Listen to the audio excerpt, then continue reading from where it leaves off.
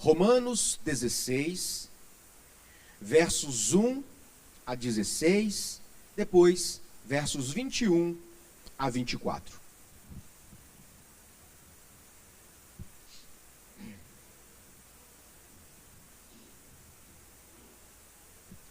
Peço para que você mantenha a sua Bíblia aberta e vá acompanhando a exposição do texto. Diz assim a palavra do nosso Deus: recomendo-vos a nossa irmã Febe, que está servindo a igreja de Cencreia, para que a recebais do Senhor como convém aos santos, e a ajudeis em tudo o que de vós vier a precisar, porque tem sido protetora de muitos, inclusive de mim. Saudai a Priscila e Áquila, meus cooperadores em Cristo Jesus, os quais pela minha vida arriscaram a sua própria cabeça, e isso lhes agradeço, não somente eu, mas também todas as igrejas dos gentios. Saudai igualmente a igreja que se reúne na casa deles. Saudai o meu querido Epêneto, primícias da Ásia para Cristo.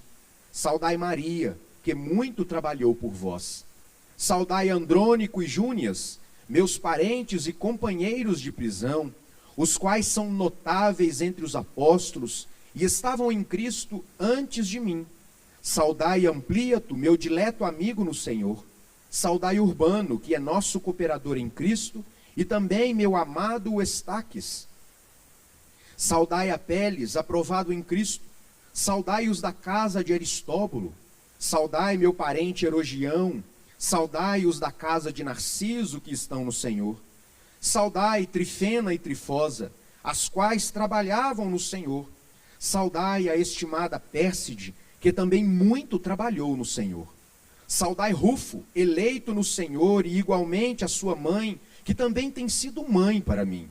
Saudai Ansícrito, Flegonte, Hermes, Pátrobas e Hermas, e os irmãos que se reúnem com eles.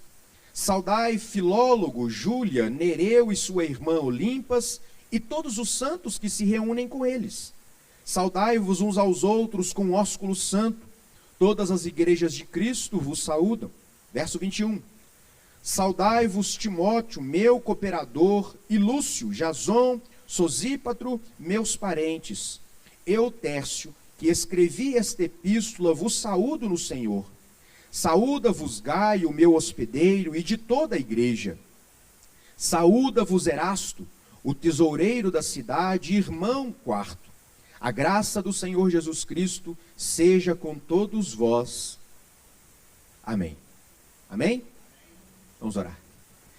Querido Deus, nesse momento, quando lemos a Tua palavra, pedimos, ó Deus, pela iluminação do Teu Espírito, para que possamos compreender esse texto e aplicá-lo à nossa vida, segundo a Sua vontade, para a glória do Seu nome e edificação da Tua igreja. Essa é a nossa oração, em nome de Jesus Cristo, nosso Senhor. Amém. Que desafio pregar tendo como base uma lista de nomes onde Paulo faz agradecimentos muito pessoais. Essa semana visitava Dona Marise e ela me fez uma pergunta e eu imediatamente dei uma resposta e depois fiquei pensativo. Por que eu dei aquela resposta? Dona Marise me perguntou assim: pastor, o senhor tem saudade do Banco do Brasil? Eu respondi: eu tenho saudade de me sentir importante.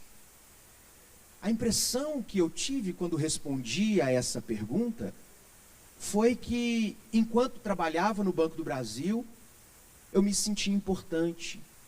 Eu sentia que contribuía para o desenvolvimento da empresa e intermediava relativamente bem as relações entre banco e clientes. Mas isso me fez pensar. Por que razão, em algum momento, eu cheguei a pensar que fazendo outra coisa eu não seria importante? Isso me levou a uma outra história que eu queria contar para os irmãos. Conta-se que certa vez uma mãe tinha alguns filhos e os seus filhos queriam participar das atividades da escola. Um deles, então, muito contente, disse para sua mãe: mãe, eu resolvi me inscrever para o coral da escola. E a mãe ficou muito feliz. Nossa, meu filho, que coisa boa! E o filho disse, mas eu não sei exatamente como é que funciona um coral.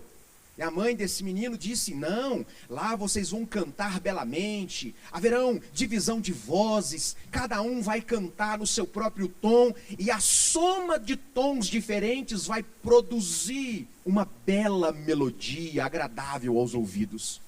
Então aquele menino ficou se sentindo extremamente importante, porque então ele faria parte de algo belo, de algo bonito. Ele faria parte do coral de sua escola. Então, a mãe despediu o seu filho foi para a escola. Passadas algumas horas, o filho retorna da escola, e a mãe então, mais que depressa, procura o menino e pergunta, e aí, meu filho, qual o seu dom? Qual o tom que você vai cantar lá no coral? Onde a professora te colocou nessa construção do coral? E aí o filho, mais que depressa, respondeu à mãe, ah, mamãe, na verdade eu vou ser a plateia, que depois que as pessoas cantarem, eu vou bater palma. O menino era desafinado, mas a professora sabiamente entendeu que seria importante que as pessoas que têm o dom para cantar fossem incentivadas e tivessem o seu talento reconhecido. E aquele menino, apesar de não fazer parte de uma das vozes daquele belo coral, se sentiu importante, porque ele viu na função de encorajador, alguém que é plateia, que bate palma, uma função importante que contribui para o todo. O que eu quero dizer com isso, irmãos? Eu quero, de alguma forma, curar do seu coração, como Jesus tem curado do meu, a ideia de que nós não somos importantes, porque não somos outras pessoas, de que nós não podemos participar de grandes coisas, de que nós somos inúteis na obra de Deus, por que não dizer, porque afinal de contas nós simplesmente fazemos parte da igreja. Eu gostaria de chamar a sua atenção para o fato de que o reino de Deus é feito na primeira pessoa do plural. Sim, o reino de Deus é conjugado em nós.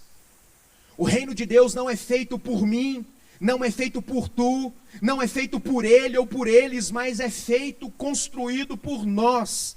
E por isso, com base nesse difícil texto que nós acabamos de ler, eu queria falar ao seu coração a respeito da importância do envolvimento dos membros para o progresso da obra de Deus.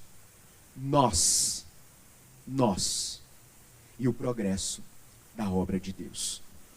O texto que lemos está inserido num contexto em que o apóstolo Paulo está partindo para a conclusão desta belíssima carta aos Romanos.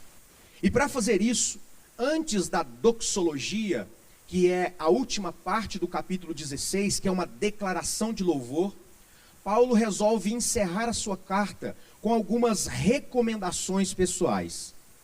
A carta de Romanos é conhecida como o Evangelho das Cartas, ou por muitos outros como sendo um verdadeiro tratado teológico.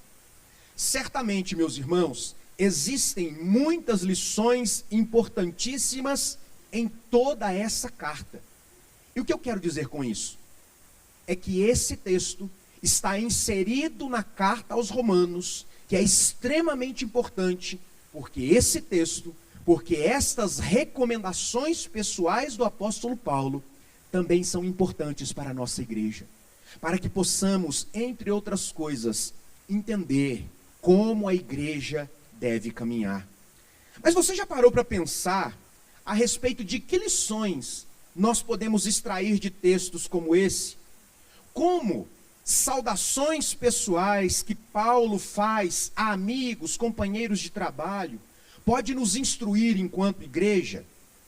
A nossa tarefa nessa noite é justamente deixar claro, demonstrar aos irmãos que de fato, aquilo que também foi escrito por Paulo em 2 Timóteo capítulo 3, versos 16 a 17, que diz que toda a palavra de Deus é útil para, entre outras coisas, o ensino. Toda a palavra de Deus nos é útil para o nosso desenvolvimento. E isso inclui textos como genealogias, e como saudações pessoais, como essas que nós acabamos de ver. Ditas estas coisas, eu quero chamar a sua atenção para o texto. E eu quero pedir para que você não tire a sua atenção do texto e perceba como esse texto diz muito a respeito de como nós devemos ser igreja. Aceite esse desafio, abra o seu coração e deixe que o Espírito Santo fale a você. Versos 1 e 2, Paulo começa dizendo: recomendo-vos a nossa irmã Febe, que está servindo na igreja de Cencreia, para que a recebais do Senhor como convém aos santos, e a ajudeis em tudo o que de vós vier a precisar, porque tem sido protetora de muitos, de mim inclusive. Paulo então começa o capítulo 16, recomendando uma tal de irmã Febe, uma crente fiel, que servia a Deus na igreja de Cencreia. Cencreia era uma cidade extremamente importante, era uma espécie de cidade satélite da grande cidade de Corinto, e era importante porque estava próximo de Corinto como uma cidade satélite, e era também uma cidade portuária. Febe era uma mulher de muitas posses, e ela então estava saindo de onde ela estava para ir até a igreja de Roma. Paulo então pede para que a igreja de Roma receba a Febe, porque essa mulher tem sido protetora, serva fiel de Deus para muitas pessoas, inclusive o próprio apóstolo Paulo. Percebam, meus irmãos, como Febe é importante para toda a teologia do Novo Testamento. Eu sei que talvez, ouvindo perguntas do tipo: cite pessoas importantes que contribuíram para o desenvolvimento da teologia neotestamentária. Talvez você de bate-pronto dissesse: Jesus de Nazaré, certo? Apóstolo Paulo, apóstolo Pedro, apóstolo João, Mateus, Lucas, Apolo, Barnabé. E você poderia dizer muitas outras pessoas: Agostinho de Hipona, Eurico Zwinglio, Martinho Lutero, João Calvino, Teodoro de Beza. Mas eu tenho para mim que dificilmente você diria Febe de Cencreia. Sabe o que é interessante, irmãos?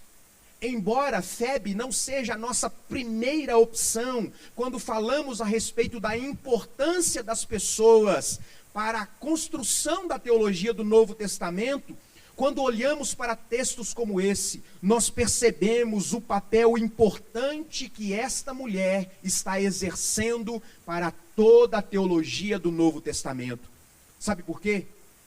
Além de ser uma serva fiel do Senhor na cidade de Cencreia, além de ser a protetora de muitos crentes e a protetora do próprio apóstolo Paulo, Febe foi o meio pelo qual esse belíssimo tratado teológico chegou à cidade de Roma. Você já parou para pensar, meus irmãos, que durante alguns dias, Febe carregou na sua mochila o futuro da teologia cristã? Imagine o privilégio dessa mulher em ter sido um instrumento de Deus, o veículo usado por Deus, para em alguns dias carregar esse tesouro teológico para que ele pudesse chegar até a igreja de Roma. Certamente, embora Febe não esteja na cabeceira da nossa lista de personagens importantes para a construção da teologia do Novo Testamento, Febe foi um instrumento de Deus, uma pessoa usada por Deus para a construção da história da teologia do Novo Testamento. Sabe o que é interessante, irmãos? Nem sempre, aqueles que estão sob os holofotes, nem sempre aquelas pessoas que ganham maior proeminência, resumem a história de todos os que contribuem para uma obra.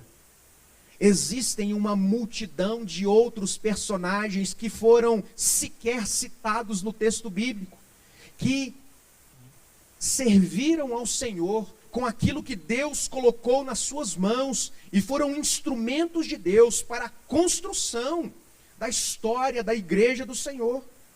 Então, depois de apresentar Febe, de dizer aos irmãos de Roma: recebam Febe, porque ela é preciosa para mim, ela é uma protetora para mim, é alguém que de alguma forma protege e contribui para o meu ministério. Paulo, então, na sequência dos versos 3 a 16, ele pede aos crentes de Roma que saúdem várias pessoas que eram conhecidas de Paulo.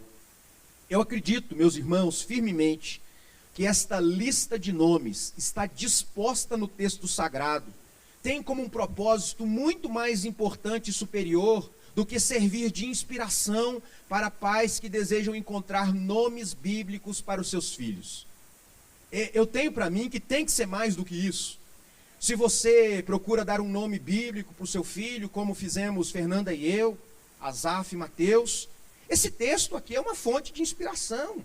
Se nascer duas menininhas, que tal? Trifena e Trifosa. Se nascer um menininho, Brutinho, Herodião, quem sabe nasceu mais engomadinho, você dá o nome de Urbano, Narciso. Quem sabe, meus irmãos, Andrônico. Quem sabe você pode dar Amplíaco, Rufo, Assíncrito, Flegonte, Pátrobas, Hermas, Filólogo. Isso só para dizer alguns. Embora esses nomes possam ser aí para você uma inspiração, quem sabe as meninas já estão pensando: não vejo a hora de olhar nos olhos do meu Rufo. Não vejo a hora de apertar as bochechinhas da minha Trifena e da minha Trifosa. Eu tenho para mim, meus irmãos, que esse texto está disposto aqui para nos ensinar a respeito da importância que pessoas desconhecidas tiveram na história do reino de Deus. Embora, até esse momento, Paulo nunca tivesse estado em Roma, Paulo nunca esteve na igreja de Roma, ele conhecia muitas pessoas daquela igreja. É importante mencionar que Paulo escreve a carta de Roma, que tem por finalidade se apresentar àqueles irmãos. Isso já nos traz à mente que a igreja de Roma não foi produto ou objeto direto do trabalho do apóstolo Paulo. Outras pessoas plantaram aquele trabalho. E Paulo, embora conhecesse alguns membros daquela igreja, ele não era conhecido, pessoalmente pelo menos, de todas as pessoas. Paulo deseja fazer uma conexão com a igreja de Roma, para que a partir de Roma, Paulo pudesse ir até a Espanha, evangelizar aquela localidade. Então Paulo escreve esse verdadeiro tratado teológico, se apresentando e apresentando seus planos, contando com a contribuição, com a ajuda, com o encorajamento da igreja de Roma para evangelizar a Espanha. E é muito interessante como Paulo usa o ponto de contato aqui, as pessoas que ele conhece e que são conhecidas dele. É como se Paulo dissesse: meus irmãos, embora eu ainda não tenha estado convosco, existem pessoas aí no meio de vocês que podem falar de mim. Existem pessoas que me conhecem, conhecem o meu ministério. E é muito interessante, meus irmãos, que Paulo cita uma lista de cerca de 27 pessoas que ele provavelmente conheceu durante os seus quase 20 anos de ministério. Paulo não havia estado em Roma, mas ele cita 27 pessoas que neste momento estavam morando na cidade de Roma e eram membros da igreja de Roma. É muito interessante quando nós entendemos por que essas coisas aconteceram. Roma era uma cidade extremamente importante para o Império Romano. Era justamente para Roma que as pessoas iam para realizar os seus negócios, para estudar, para discutir assuntos importantes. Roma para o Império Romano é como São Paulo para o Brasil. É onde as grandes decisões são tomadas. E é muito interessante que haviam pessoas de muitos lugares que moravam em Roma.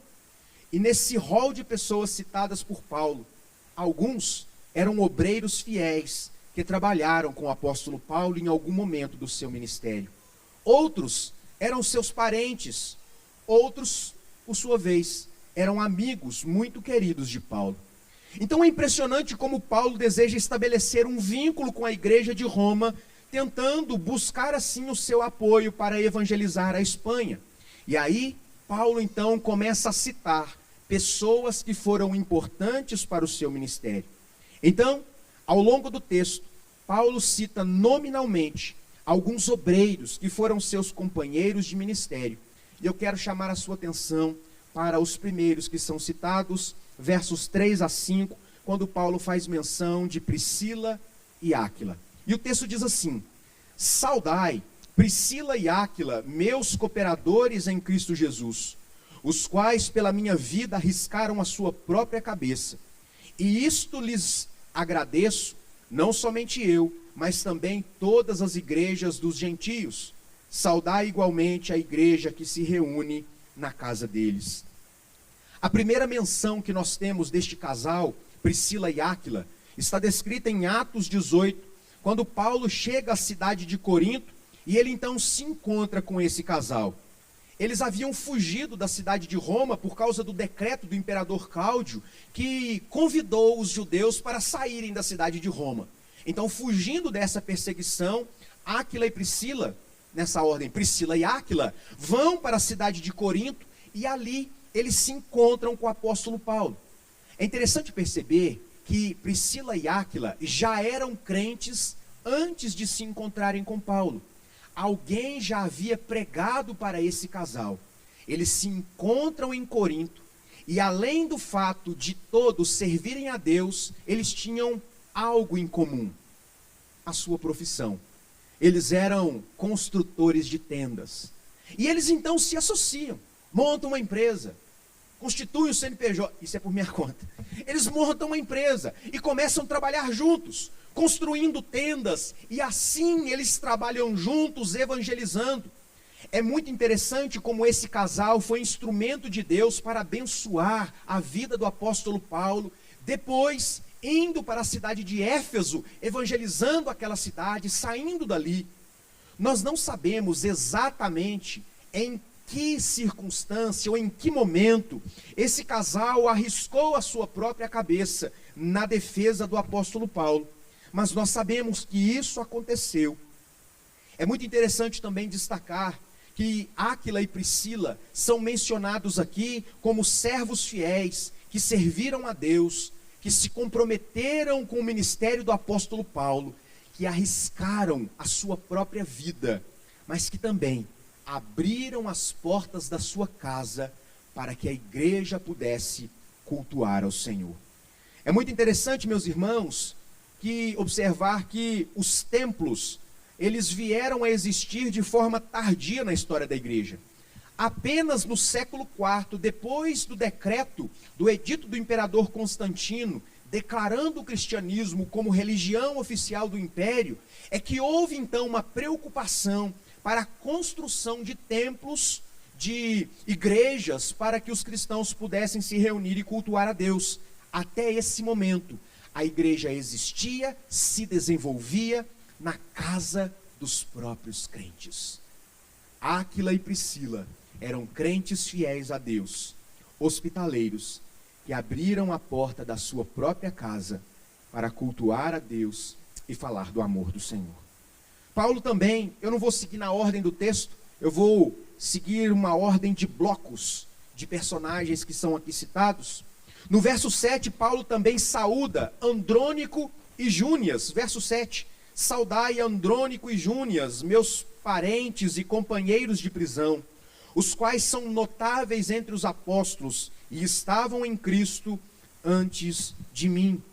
Paulo diz que eles eram parentes dele, assim como Herodião, no verso 11. Paulo acrescenta que Andrônico e Júnias eram seus companheiros de prisões. Nós não sabemos também exatamente quando estas pessoas estiveram presas com o apóstolo Paulo. Se Paulo não os tivesse citado aqui, nós sequer saberíamos da existência dessas pessoas. Mas o fato de não termos muitas informações a respeito deles não muda o fato de que eles foram importantes para o ministério de Paulo e, portanto, importantes para o progresso do reino de Deus na pregação do evangelho para os gentios. É muito interessante, meus irmãos, como estes dois estiveram dispostos a servir a Deus, inclusive em cadeias. Eles eram notáveis, a ideia aqui eram dignos de nota, eram reconhecidos no meio dos apóstolos, e que eles haviam se convertido antes de terem conhecido o apóstolo Paulo. Percebam a semelhança entre Priscila e Áquila e esses dois. Todos foram levados a Jesus Cristo pelo ministério de outras pessoas. Outras pessoas, além do apóstolo Paulo, comunicaram o evangelho a estas pessoas que foram importantes para o apóstolo. Além desses obreiros, Paulo cita outros diversos nomes que eram conhecidos deles, e eu gostaria de mencioná-los rapidamente e chamar a sua atenção para algumas aplicações que eu gostaria de fazer. Pessoas que ajudaram Paulo pessoalmente. Verso 9 vai nos dizer: saudai Urbano, que é nosso cooperador em Cristo, e também meu amado Estaques. Não sabemos mais nada a respeito de Urbano, a não ser o fato de que Urbano era um nome muito comum entre os nobres. Um nome muito comum. Na verdade, Urbano era um nome muito comum entre os nobres. E essa informação é importante para nós, porque nos faz pensar que Paulo tinha amigos importantes e amigos menos favorecidos, mas que foram igualmente importantes no ministério do apóstolo Paulo. Independentemente da sua condição financeira, foram instrumentos de Deus para abençoar o ministério do apóstolo Paulo. No verso 13, Paulo também faz menção de Rufo.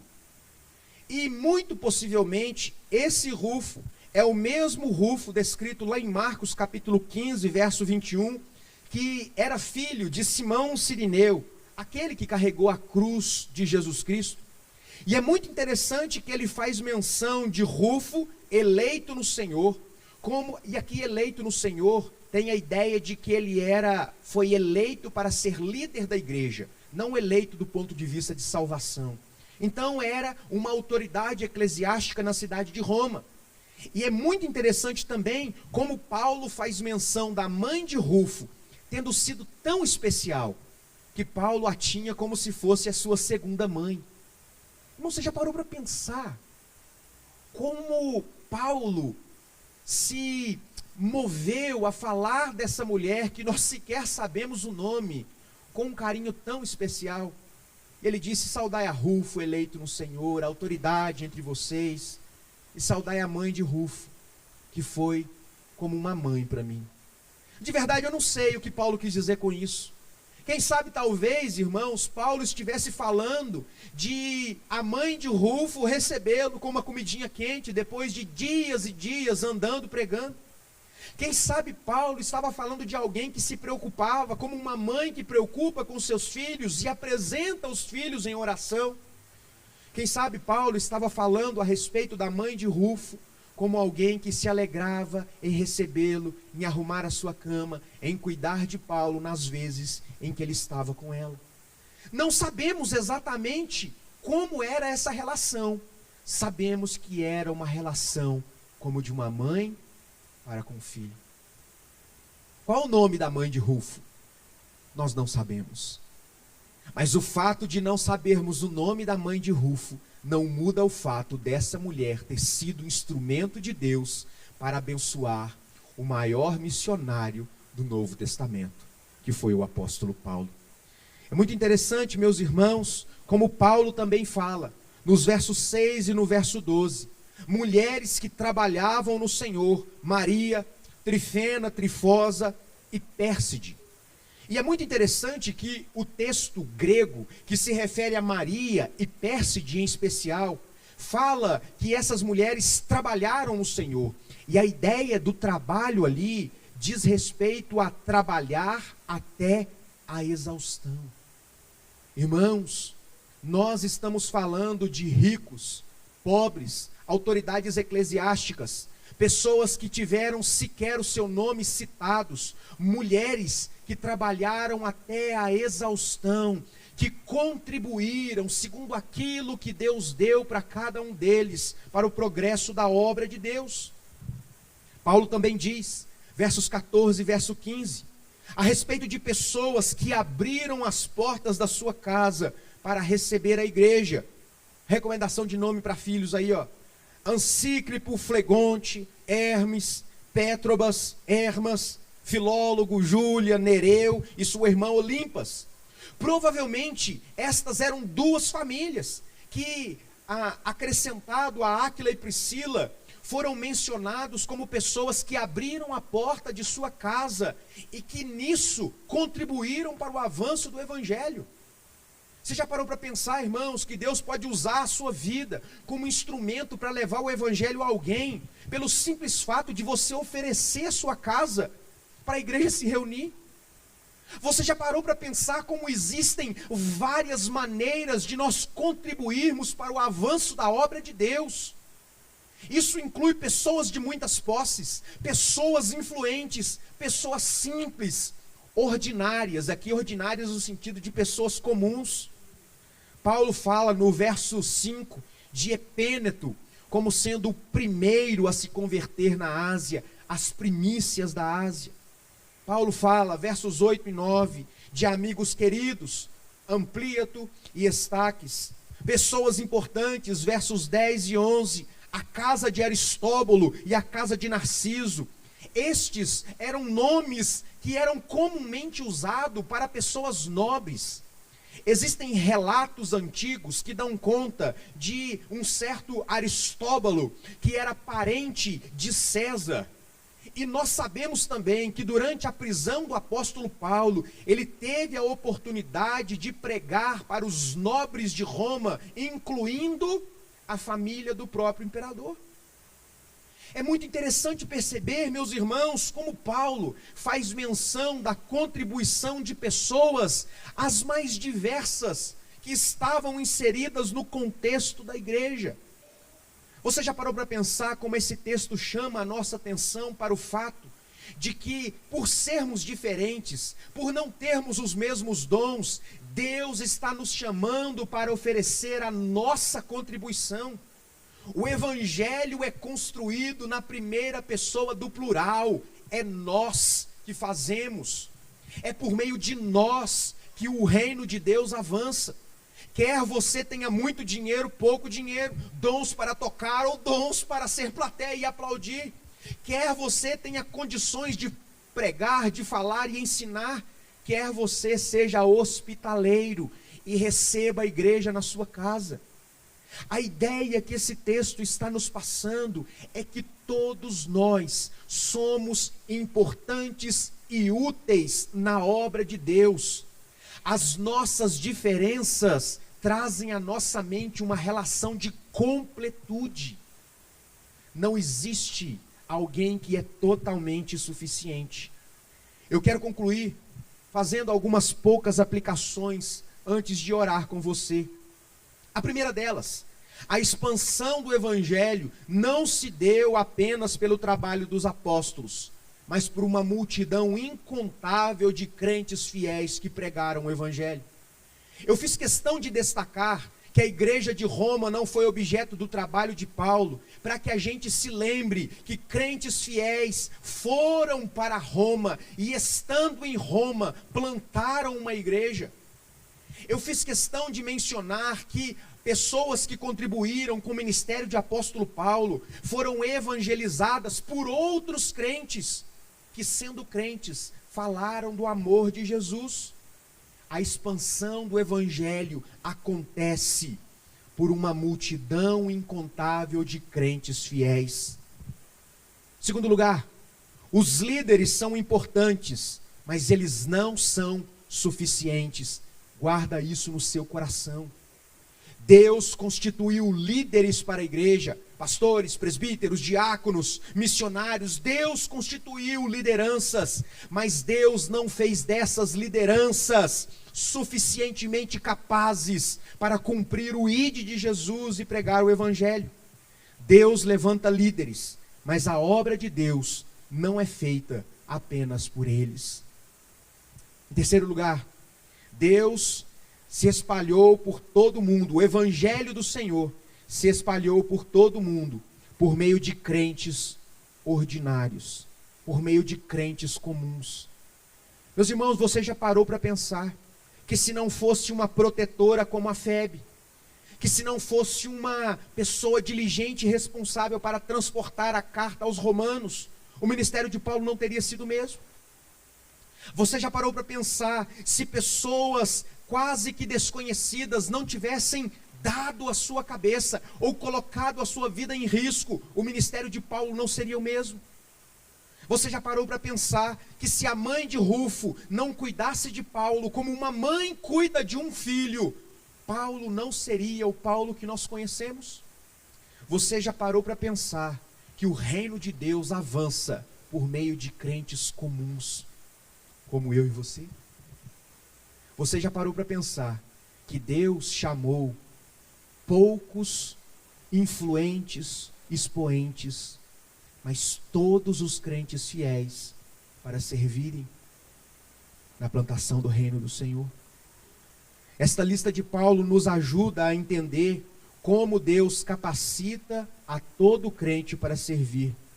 Alguns de um jeito, outros de outro, mas todos lutando pelo mesmo propósito. Paulo cita missionários, escravos, pessoas com nome próprios de escravos, mulheres que, segundo o texto, trabalharam até a sua exaustão.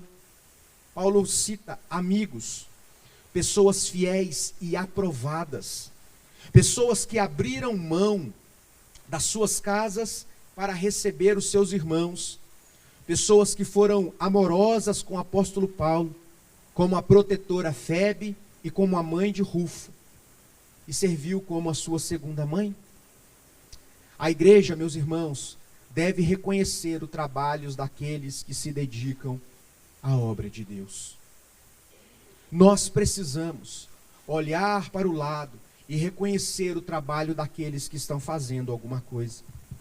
Não existe ninguém inútil no reino de Deus. O reino de Deus carece de todos nós, porque o evangelho caminha na primeira pessoa do plural.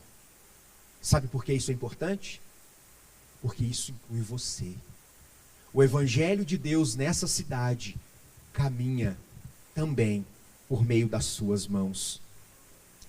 Eu espero que esse texto cure do seu coração a ideia de que o pastor, os presbíteros, o missionário é o único responsável por fazer a obra de Deus, porque a obra de Deus é algo que fazemos juntos. Meus irmãos, que Deus nos dê clareza de que Deus tem nos chamado para o trabalho, que Deus nos dê clareza que Deus tem chamado a cada um de nós com as nossas características, com os nossos dons, que Deus tem chamado a cada um de nós com os recursos que Deus nos deu para contribuirmos com o todo. Pode ser que a nossa contribuição sequer seja notada pela maioria, mas isso não muda o fato de que no silêncio nós podemos cooperar e trabalhar para o reino de Deus. Meus queridos irmãos, nós somos uma igreja histórica, sim ou não? Nós somos uma igreja tradicional, sim ou não? Nós somos uma igreja bíblica, sim ou não? Nós somos uma igreja reformada, sim ou não? Irmãos, eu quero que nós sejamos também uma igreja missionária. Eu quero que nós sejamos conhecidos, meus irmãos, como pessoas que se comprometem com o evangelho de Jesus Cristo na nossa cidade e onde quer que existam pessoas que estão carentes da mensagem do evangelho. Eu quero dizer aos irmãos que na nossa última reunião, o conselho da igreja celebrou um pacto de oração. durante esse próximo mês, até o dia 10 do próximo mês, eu vou passar a data certa para os irmãos, o conselho estará orando, pedindo direcionamento de Deus, para que continuemos ser uma igreja bíblica, reformada, importante, relevante, tradicional, mas que também sejamos, irmãos, em nome de Jesus, uma igreja missionária. Uma igreja que aceita o desafio de contribuir financeiramente, de contribuir com os nossos dons e talentos. Que uma igreja que aceita o desafio de trabalhar para a glória de Deus, com aquilo que Deus colocou nas nossas mãos. E eu quero convidar você, eu quero desafiar você a fazer parte desse pacto de oração.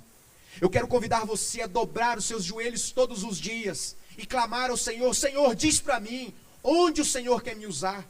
Diz para mim o que eu preciso fazer, como eu posso contribuir para a obra do Senhor. Deus, diz para mim como eu posso ser importante para o progresso da obra do Senhor na minha cidade.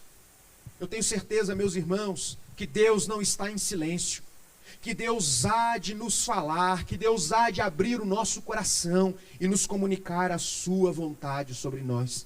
Eu quero desafiar você, para que juntos, na primeira pessoa do plural, possamos fazer dessa igreja, no poder do Espírito Santo, uma igreja missionária. Uma igreja que é relevante na pregação do Evangelho, aqui em Areado. E esses planos incluem a nossa congregação, e esses planos incluem a nossa região, e esses planos incluem a pregação do Evangelho pelos missionários espalhados pelo mundo afora. Eu quero desafiar você a crer nisso. Eu quero desafiar você a olhar para a sua própria vida e dizer: eu sou pequeno, eu tenho poucos talentos, mas eu sou útil na obra do Senhor. E naquilo que Deus tem colocado nas minhas mãos, eu quero entregar diante do Senhor. Eu quero orar com você, pedindo, clamando, para que Deus nos abençoe. E eu quero desafiar você. Nós vamos encerrar esse mês de oração com uma vigília de oração aqui na igreja, com uma igreja em oração que vai acontecer no sábado. E nós estaremos falando um pouco mais a respeito disso no domingo subsequente a esse tempo de oração. Coloque diante do Senhor quais dons Deus tem colocado para você, o que Deus tem incomodado o seu coração para fazer, como você pode ser alguém útil no reino de Deus, sendo quem você é, tendo o que você tem e sendo igualmente importante para o progresso da obra de Deus. Que essa seja a nossa oração em nome de Jesus. Eu quero orar com você. Deus querido, nós nos prostramos diante do Senhor. Reconhecemos, ó Deus, que nós caminhamos segundo a ação do Teu Espírito em nós. Por isso, ó Pai, nesse momento nós queremos nos prostrar diante do Senhor. Ah, Deus querido, nós queremos, ó Deus, clamar, ó Deus, por uma intervenção poderosa do Senhor no nosso meio.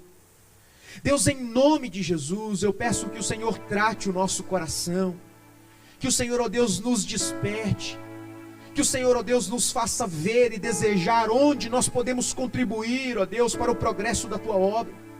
Que o Senhor, ó Deus, faça brotar no nosso coração um desejo sincero de servir ao Senhor, de colocar diante do Senhor, a serviço do Seu reino, aquilo que o Senhor tem colocado nas nossas mãos, quer sejam recursos, quer sejam o vigor da nossa saúde, quer sejam dons e talentos, ou tudo isso junto e ao mesmo tempo.